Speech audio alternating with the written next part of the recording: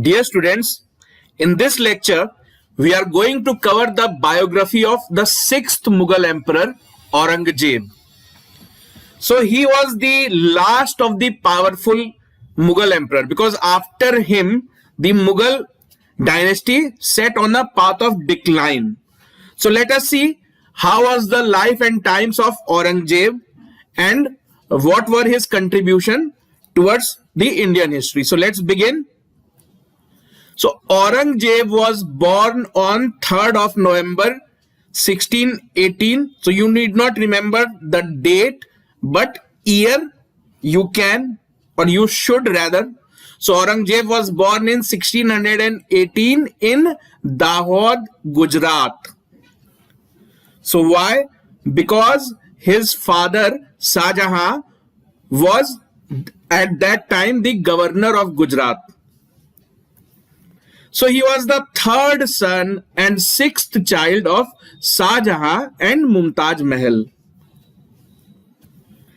He studied Quran and Hadiths, which are sacred books of Muslim religion or of Islam. So from his early childhood onwards, he was very religiously inclined. He was a devoted Muslim. He was trained in horse riding and in the art of soldiering. That means he was given proper training in religion, in horse riding, as well as in fighting wars, in soldiering. Soon he became a successful fighter. He was very brave and daring. So now let's understand, how did Aurangzeb serve his father in the capacity of a prince? Because before becoming emperor, you have to serve as a prince. So let us see. He worked as the governor of Deccan, that is South India, from 1636 to 1644 and 1652 to 1658. You should not be remembering these years. You simply remember that he was appointed the governor of Deccan twice, 2 times. So which Mughal emperor spent the most amount of time in South India? This question has been asked many times. So it is Aurangzeb. He also worked as the governor of Gujarat, Multan and Sindh from time to time. As a governor, he demonstrated his greatest talent as an organizer, administrator, diplomat and general. That means during his Deccan campaign, he was quite successful. He managed to create an impression for himself. He organized the revenue system of Gujarat in such a way that it greatly added to its prosperity. That means he was very successful as a prince, or you can say while serving as governors of various provinces under his father Shah Jahan. Now, how did he become the emperor? He was not the eldest son of Shah Jahan, and also he was not at good terms of Shah Jahan. It was not that Shah Jahan was very fond of him, or neither had Shah Jahan declared that Aurangzeb is going to be the next emperor. Then how did this guy Aurangzeb manage to capture the throne? So let us see that story. The emperor Shah Jahan fell ill in 1657. Resulting in a deadly war of succession between his 4 sons. So Shah Jahan had, 4 prominent sons. Shah Jahan had many sons, but out of those, only 4 were contenders to the thrones, because others were either young or they have died due to various illness. The eldest surviving son of Shah Jahan was Dara Shikoh, and naturally speaking, if there was no fight at all, Dara Shikoh was supposed to become the emperor of India, but it could not happen. We will see why. So eldest son Dara Shikoh was in Delhi when Shah Jahan fell ill. What is the significance of Delhi? Please remember, it is Shah Jahan who had shifted the Mughal capital from Agra to Delhi. So now the Mughals were living at Delhi when Shah Jahan was ruling. So eldest son Dara Shikoh was in Delhi when Shah Jahan fell ill and started behaving like his successor. So Dara Shikoh was in Delhi, Aurangzeb was in South India, and Shah Jahan was in Agra. So which is near to Agra? Is Delhi near or South India? So obviously Delhi is more near to Agra. So this gave an opportunity to Dara Shikoh to, come in contact with his father earlier than his other brothers could. So he started exchanging messages with Shah Jahan, and he told Shah Jahan that Aurangzeb might plot against you. He is coming to capture you, to defeat you. So he started acting like a successor of Shah Jahan. And what did he do? Dara Shikoh sent royal armies to crush his brothers Shah Shuja and Murad Bakhsh. See, as I already told you, Shah Jahan had 4 prominent sons. So one eldest was Dara Shikoh. The 2 next ones were Shah Shuja and Murad Bakhsh. So they were governors of Bengal and Gujarat. But as soon as they realized that Shah Jahan is about to die, because a rumor had spread in 1657 throughout the country that Shah Jahan was about to die. During those times, there was no telephone, no mobile that they could call and confirm. So they believed this news that Shah Jahan is about to die, and they declared themselves independent kings. From governors, they claimed themselves to be the king of Bengal and Gujarat respectively. So Dara Shikoh, whose ambition was to become the next emperor, and he actually started behaving like an emperor. So he sent armies to defeat his 2 brothers. The imperial army handed a crushing defeat to Shah Shuja. So he was governor of Bengal, and his ambition to capture the throne of Delhi was shattered. So one brother out of the race. Shah Shuja is out of the race. Meanwhile, Aurangzeb joined forces with Murad Bakhsh. Murad Bakhsh, the next brother. So these are all brothers. They are all brothers. Dara Shikoh, Shah Shuja, Murad Bakhsh, and Mr. Aurangzeb. So all these brothers are fighting amongst themselves. So that's why this is known as War of Succession. That means they are deciding it through a battle that who will be the successor of Shah Jahan. So Aurangzeb and one of his brothers, Murad Shah, they joined hands and they met the imperial army on the banks of river Narmada. So what is imperial army? Imperial army is the royal army, Mughal army. So who has sent this army? Dara Shikoh has sent this army. So this army went to South India because Aurangzeb was living in South India. So this battle is known as Battle of Dharmatpur, and it took place on the banks of river Narmada. So let's understand about Battle of Dharmatpur. So this took place in 1658 AD. Battle of Dharmatpur was fought on 15th April 1658 near Ujjain. That means just after Ujjain there is Narmada river. The joined forces of Aurangzeb and Murad Bakhsh defeated the imperial army. That means Aurangzeb was a powerful governor and now he was supported by his brother. So this governor Aurangzeb managed to defeat the army sent by Dara Shikoh. They defeated the royal army. So that is what is known as Battle of Dharmatpur. So this took place in 1658. So if question is who were the two parties fighting the Battle of Dharmatpur, answer would be Dara Shikoh and Aurangzeb. Now the next important battle that took place under these circumstances was the Battle of Samurgarh. So this also took place in 1658 AD. So Battle of Samurgarh was fought between Aurangzeb and Dara Shikoh in 1658.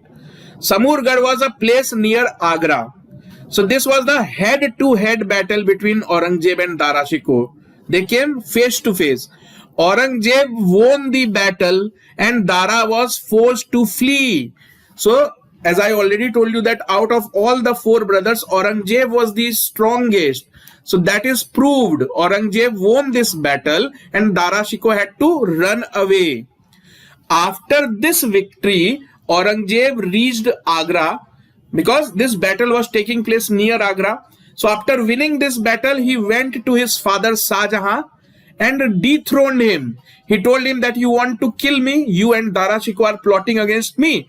So now that I am the victor, I have won the war, so now it is my turn. So he dethroned his own father. So Shah Jahan was dethroned and imprisoned, put into prison. So after this, Aurangzeb started executing his brothers. Executing means getting them killed. So after imprisoning Shah Jahan, Aurangzeb sent Murad Baksh to prison. Now remember this guy Murad Baksh? He had helped Aurangzeb in Battle of Dharmat. So Aurangzeb and Murad Baksh had partnered for some time, but just after imprisoning Shah Jahan, Aurangzeb was a very shrewd personality. He knew that if his brothers are alive, they might pose a threat. So he sent Murad Baksh to prison and got him executed. And then he began search for Dara because Dara Shikoh has fled away. So meanwhile, Dara rebuilt his forces and fought against Aurangzeb's army at Devrai near Ajmer in 1659. So even after Aurangzeb became the emperor, Dara Shikoh had not given up. So he had support from the major chunk of Mughal nobles, because these nobles knew that Aurangzeb is a cruel person. So they were actually supporting, or they were wishing that Dara Shikoh should become the next emperor. So even after becoming the emperor, this war of succession was not over. The final battle was at Battle of Devrai near Ajmer in 1659. So Dara once again fled the battle, sought an asylum from Malik Jivan. So Malik Jivan was a Mughal military general. So Dara Shikoh went and hid in his palace, in Malik Jivan's palace. Actually, Dara Shikoh had helped Malik Jivan when Malik Jivan had a conflict with Aurangzeb. So there was a time when Aurangzeb wanted to kill Malik Jivan and Dara Shikoh had saved his life. So now he said that, now you should help me. So he went and took shelter in Malik Jivan's house. But Malik Jivan was afraid that since Aurangzeb has already become the emperor, then why should I help this, Dara Shikoh? So he betrayed Dara Shikoh and handed him over to Aurangzeb. And as usual, Aurangzeb executed Dara Shikoh as well. So now all his competition is gone. All his brothers are dead. Now coming to Aurangzeb's religious policies. Aurangzeb is generally believed to be an intolerant dictator. Intolerant, that means he did not like the spread of any other religion except Islam. So he was a devout follower of Islam from his early childhood days. His idea was to transform the country into an Islamic state. So he did everything that he could do to promote Islam. Drinking was prohibited. Aurangzeb also forbade, that means he banned music in his court, because all these were considered against the teachings of Islam. So that's why he is doing what his religious knowledge tells him to do. He also discontinued the celebration of Dasara and Navroz festivals. So it was not that he was against any particular religion. See, today people would project him as anti-Hindu, or let's say anti-Sikh. He was not anti-Hindu or anti-Sikh. He simply wanted to follow his religion. So some books might call him anti-Hindu, but that's not a good term to use. He was simply doing what his religion wanted or expected him to do. He discontinued the celebration of Dasara and Navroz. So Navroz was a Persian festival. And who started this celebration of this festival in India? So you must remember this. This was started by an emperor of Delhi Sultanate. So his name was Balban. So these festivals were being celebrated in India for past 350 years. So all of a sudden, Aurangzeb banned this. The other thing for which Aurangzeb is infamous is his policy of destroying temples, Hindu temples. So he is known to have destroyed temples at Mathura and Banaras. So Mathura was a seat of Krishna worship. So there was a huge temple dedicated to Lord Krishna. And because of these kind of policies, Aurangzeb made many enemies. Because Mathura was a seat of, you can say, Krishna worship, and the Jat community. The Jat community considered, Lord Krishna to be his forefather, to be their forefathers. So because of this, the Jat community felt insulted and they revolted against Aurangzeb. So we will see that story later on. But now let's focus on his religious policies. In 1679, this date is important because this has been asked in questions. So, when was Jizya reimposed?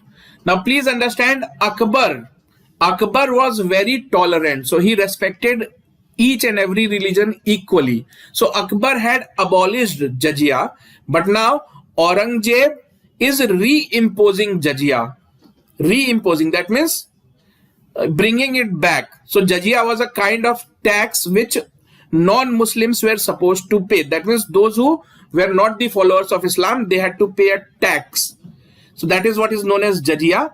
And also he introduced a pilgrim tax. What is pilgrim tax? So pilgrims used to pilgrim means what? See, people from one part of the country used to visit the other part of the country for pilgrimage. Pilgrimage means they used to visit temples. So these kind of people, whenever they used to enter the city, they have to pay pilgrimage tax. The celebration of Muharram was banned as Aurangzeb was a Sunni Muslim and Sunnis don't celebrate Muharram. So it was not that he was against a particular religion. As I already told you, he did what the teachings of Islam wanted him to. His religious policy was responsible for turning the Rajputs, the Marathas, the Sikhs into the enemies of Mughal Empire. Because of these kind of activities, people thought that he is disrespecting other religions. So that's why he made many enemies, entire communities, Rajputs, Marathas and Sikhs. So he continued a lifelong conflict with these communities. We will see. So it had also resulted in the rebellions of the Jats of Mathura and Satnamis of Mewar. So let's see. It is noteworthy that even though Aurangzeb looked down upon Hindus, that means Aurangzeb did not have good things to say about Hindus. That means he thought Hindus to be inferior because he had levied tax on them and he thought that Hindus are inferior to Muslims. But it is ironical to note that it is during Aurangzeb's time that maximum number of Hindu officers can be found in Mughal court. So this is a very important question, and most of the time students try to eliminate Aurangzeb, or they think that this cannot happen during Aurangzeb's time, but this is true. Aurangzeb gave employment to maximum number of Hindu officers in his army as well as administration. Now let us see how did Aurangzeb came into conflict with various communities. So Aurangzeb suppresses the Jats. The first section to come into conflict with the Mughal Empire was the Jats of the Agra-Delhi region, who were living on both sides of river Yamuna. So Jats were a community who were living in this region, Agra-Delhi. Jats were already against the exploitative land revenue systems of Mughal, because Mughals were demanding excessive taxes. So these people, these Jat peoples, they were already against the Mughal system. Jats could not also bear humiliation when Aurangzeb destroyed the temple of their beloved Lord Krishna at Mathura. So as we already saw that Jahangir ordered destructions of temple at Mathura and Varanasi. So the temple of Mathura was dedicated to Lord Krishna, and Lord Krishna was worshipped by Jats. So Jats took it as insult and they revolted against the anti-Hindu policies of Aurangzeb. So this conflict continued for a long time. Aurangzeb suppressed the Jat revolt 3 times and executed prominent Jat leaders. So against which Mughal emperor the Jats rebelled? So answer is Aurangzeb. Because before this, Jats have never fought against Mughals. Never. This is the first time that they are doing that. He faced stiff resistance from Raja Ram Jat. So this is the name of the Jat leader who was fighting on their behalf. Later on, after Aurangzeb's death, Chudaman Jat, who was Raja Ram Jat's younger brother, Raja Ram Jat was their leader, and his brother or younger brother was Chudaman Jat. So after Aurangzeb died, so Jats grew stronger, or you can say the Mughal dynasty grew weaker. So Chudaman Jat established an independent Jat kingdom of Bharatpur in Rajasthan. So what was the capital of the Jat kingdom? Bharatpur in Rajasthan. Now the second community to fight against Aurangzeb was Satnamis. The Satnami Hindus were a religious sect in the Narnaul and Mewat in Haryana. So these 2 districts of Haryana, most of them carried on agriculture. That means they were basically farmers and they were very religious people. But during those times, Aurangzeb used to send forces to harass farmers, and these farmers, if they failed to pay taxes, their lands was confiscated, their crops were burned. So even though these people were farmers, they knew that from time to time they have to defend themselves against Mughal soldiers. So that's why they started the practice of keeping arms and weapons with them. So what happened that once a Mughal soldier, he killed a farmer, a Satnami farmer. After that, all the Satnamis started revolting against Aurangzeb, that how dare you kill one of our brothers. So the murder of a Satnami farmer by a Mughal soldier sparked a revolt. Aurangzeb himself went to Narnaul. The Satnamis were massacred, that means killed in large number. The rebellion was crushed, but the people began to hate Aurangzeb. But because of these kind of events, see, even though Mughals were very powerful, Satnamis were very weak, Aurangzeb could have simply imprisoned them or could have suppressed the revolt, but he massacred them, killed them in large numbers. That's why people began to hate Aurangzeb. And it is often said that because of Aurangzeb, the Mughal dynasty declined. Because of these kind of policies, the unity of the country was affected. Now he also came in conflict with the Sikhs. The conflict between the Sikhs and the Mughal rulers started during the reign of Jahangir, when Guru Arjan Dev, the 5th Guru of the Sikh, was tortured to death by Jahangir. Now please remember, in the entire history of Sikh Gurus, two Sikh Gurus were executed by Mughal emperors. The first one was Guru Arjan Dev, and Guru Arjan Dev was executed on the orders of Jahangir. So that way, from the time of Jahangir, Sikhs and Mughals were fighting against each other. And that rivalry continued during the time of Aurangzeb as well. In fact, it became more intensive, more sharp. The ninth Guru Tegh Bahadur was against the persecution of the Hindus by Aurangzeb. He openly expressed his resentment against his policies. So, the ninth Sikh Guru, he could not tolerate, or he could not keep quiet when he learned that Aurangzeb is destroying temples, he is massacring the entire community.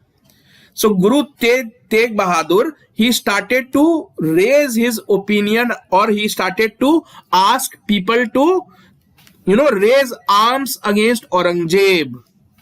So Aurangzeb did not like this at all.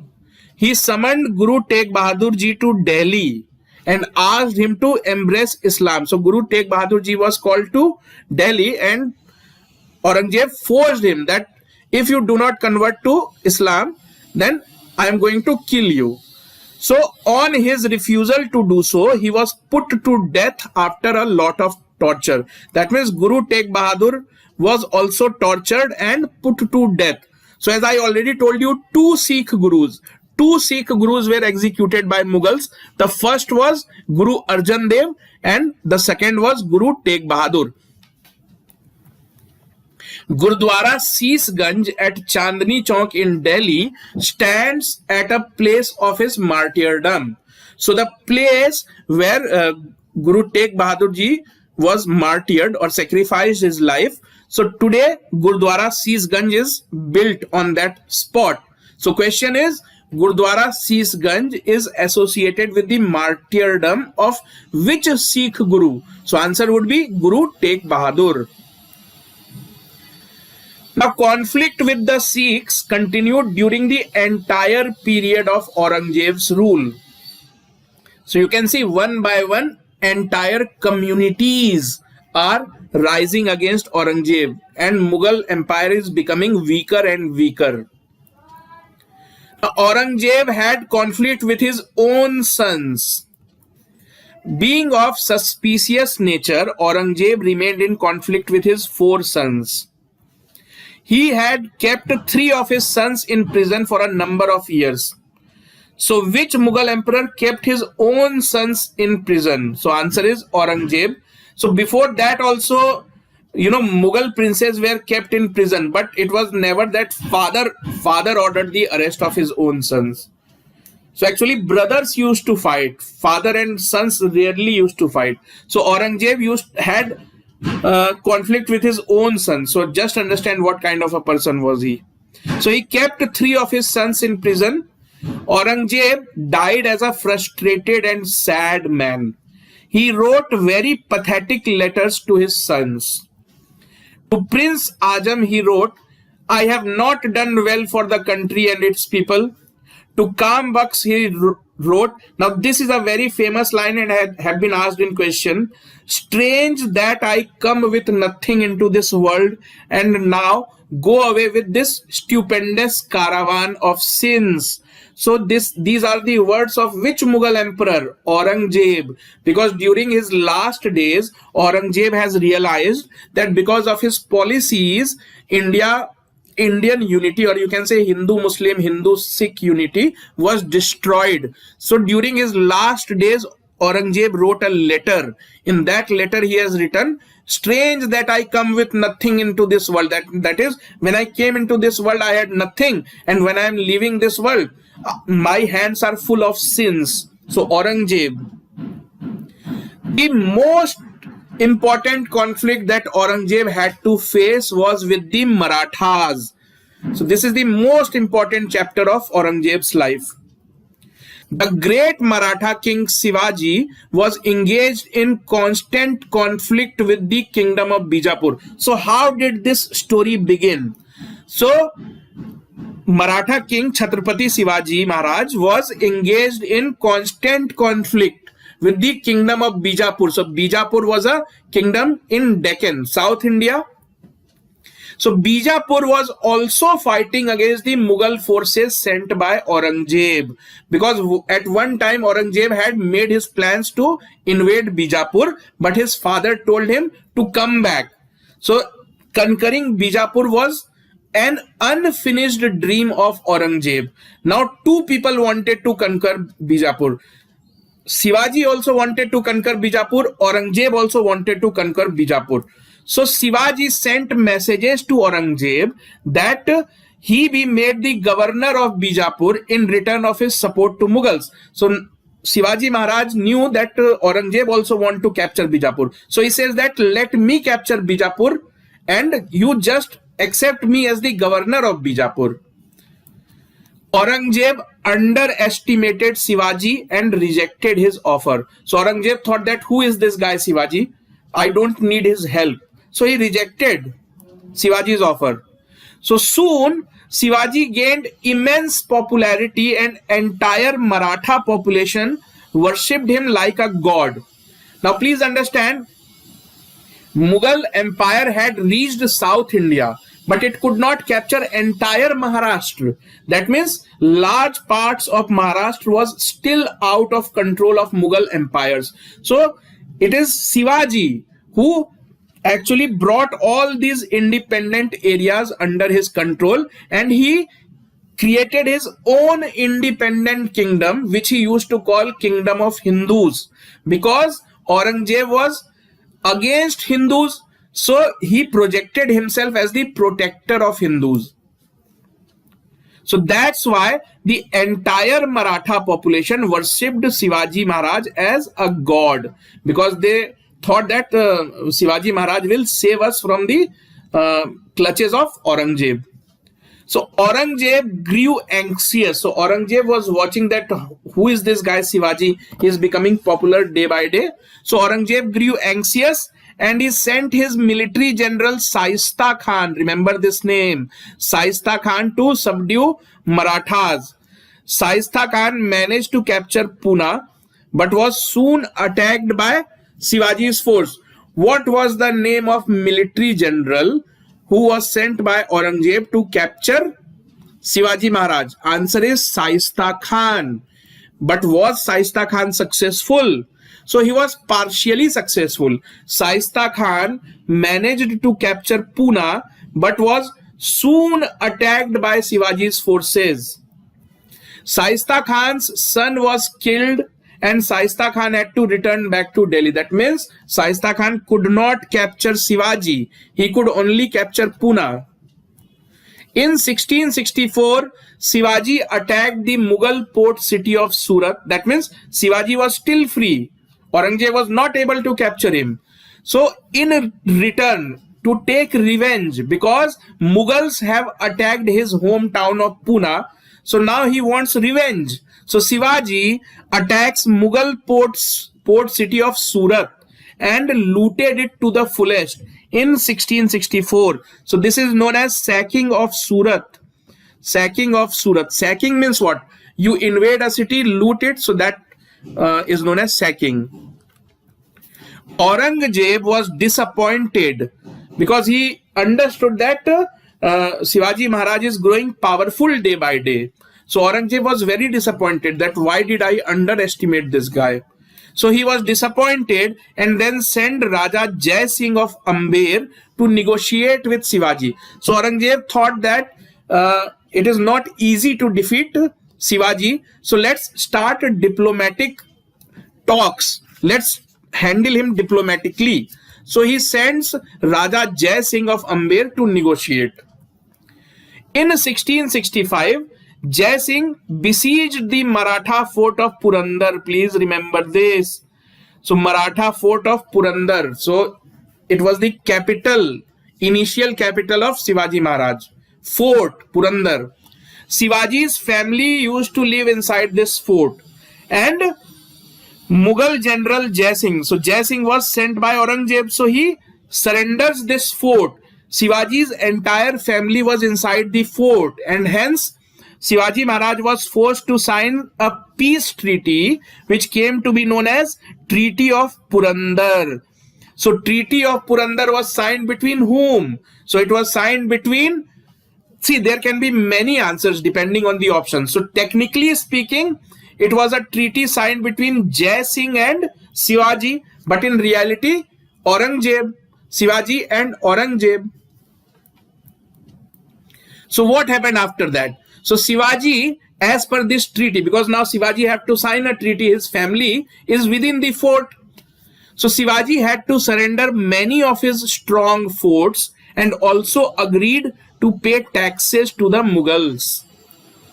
Shivaji and his son Sambhaji visited the Mughal court at Agra. That means they have already signed a treaty. So if you sign a treaty means what? You are no more fighting. You have signed a treaty. So Shivaji and his son Sambhaji were called to Agra. Fine, because Aurangzeb had shifted back to Agra. Please remember this. Aurangzeb ruled from Agra, not from Delhi. And before that, Aurangzeb used to live in Deccan, Daulatabad, Devgiri. So Shivaji and his son, when they reached Agra, so they asked Aurangzeb that they should also be included in the administration. So Aurangzeb insulted them. They told them that you are of no good. I have given you enough respect. I cannot give you any more. So Aurangzeb insulted both Shivaji and his son, and he imprisoned them as well. That means Shivaji was tricked. His trust was betrayed. So Aurangzeb called him to his court and then arrested him as well. So that was a breach of trust. Shivaji escaped from the prison in Agra. That means after getting imprisoned by Aurangzeb, Shivaji started making plans. So finally he managed to escape from the prison and renewed small scale attacks on the Mughal forces. In 1674, Shivaji was crowned as Chhatrapati. So Chhatrapati means sovereign, independent, not under anyone else's control. So in 1674, Shivaji Maharaj was crowned as Chhatrapati of the kingdom of Hindavi Swaraj. Remember this. Who was the ruler or who established Hindavi Swaraj? So Hindavi Swaraj means self-rule of Hindus. So who established this? So Chhatrapati Shivaji Maharaj. So why it was called Hindavi Swaraj? Because they wanted to project themselves as protectors of Hindus. Why? Because Aurangzeb was, always against Hindu population. So that's why it was a, you can say, policy of safeguard or policy of, creating or safeguarding your own interests. Shivaji was succeeded by his son Sambhaji. So you remember Sambhaji, both father and son have visited Agra. So it is the same son, Sambhaji. So Shivaji was succeeded by his son Sambhaji, who was captured by Aurangzeb's forces in Deccan and executed. That means after Shivaji died, Sambhaji became the next Maratha ruler, next Chhatrapati. But soon he was captured by Aurangzeb's forces in Deccan and executed. He was killed. And his son, that means Sambhaji's son, Sahu, was taken prisoner. He was taken back to Agra. So Sahu was taken from Pune to Agra. So when Sahu Ji Maharaj was taken as prisoner, he was barely 3 to 4 years old. Sahu was released in 1707 by Aurangzeb's son Bahadur Shah I. So this is how the rivalry between the Mughals and the Marathas came to an end. When did it came to an end? When Sahu was released in 1707 by Aurangzeb's son. That means after Aurangzeb's death, his son Bahadur Shah thought that let's not take this enmity any further. Let's make friendship with the Marathas. That's why he had released Sahuji Maharaj. So who was Sahuji Maharaj? He was actually Shivaji's grandson. Now what about Aurangzeb's last days? He died at Bhinagar near Ahmednagar. So in option you will get Ahmednagar. You may also get Bhinagar. So he died at Ahmednagar for examination purpose on 3rd March 1707 at the age of 89. His tomb is located at Khuldabad in Aurangabad. What is Aurangabad? Aurangzeb established a city and named that city after his name, Aurangzeb, Aurangabad. So Aurangzeb had spent a majority of his military life or diplomatic life in South India. So it was his wish that his tomb must be created in South India only, in Deccan only. So that's why even today his tomb is located in Aurangabad. Aurangzeb had 4 sons. Immediately after his father's death, Prince Ajam reached Ahmednagar and had himself proclaimed emperor. Please remember, the capital has shifted to Ahmednagar. So within 3 months, Prince Muazzam, that means another son of Aurangzeb, defeated and killed Ajam in the Battle of Jajau near Agra in 1707. That means even after Aurangzeb's death, everything was not smooth. Aurangzeb's sons started fighting amongst themselves. So war of succession is going on. So first, Prince Ajam tried to become the emperor, but later on, or you can say just after 3 months, Prince Muazzam defeated his brother, killed his brother in Battle of Jajau in 1707 and became the next emperor. So Aurangzeb was the 6th emperor, Mughal emperor. So his son, Prince Muazzam, became the 7th Mughal emperor. After becoming emperor, he changed his name to Bahadur Shah. So after his death, whose death? After Aurangzeb's death, Mughal Empire was set on a path of decline, and within 50 years of his death, Mughal dynasty was practically over and the political mantle of India passed on to Britishers. So you will see Aurangzeb died in 1707. 50 years later, that means in 1757, there was a great battle that took place between the Britishers and the rulers of Nawab. So that is known as Battle of Plassey. So just after 50 years, you can say practically the Mughal power vanished. It was just for the sake of name. Rulers were there, but they have lost their significance and power. So India was then controlled by Britishers. So after Aurangzeb's death begins the time period of Indian history, which is known as the modern Indian history. Aurangzeb died, Britishers take over. So technically speaking, Mughal Empire came to an end in 1857. But if you speak technically, not practically, that means on paper, the Mughal Empire continued till 1857. So after the revolt of 1857, the last Mughal emperor, Bahadur Shah Jafar.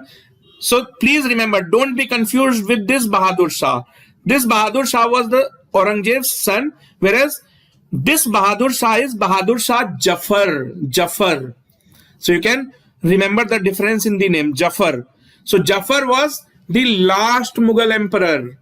So he was captured in 1857 by Britishers and he was sent to Rangoon. Rangoon, that means today's Myanmar. So Rangoon was the capital of Myanmar during those days. So where he died later on. So that way Mughal dynasty came to an end.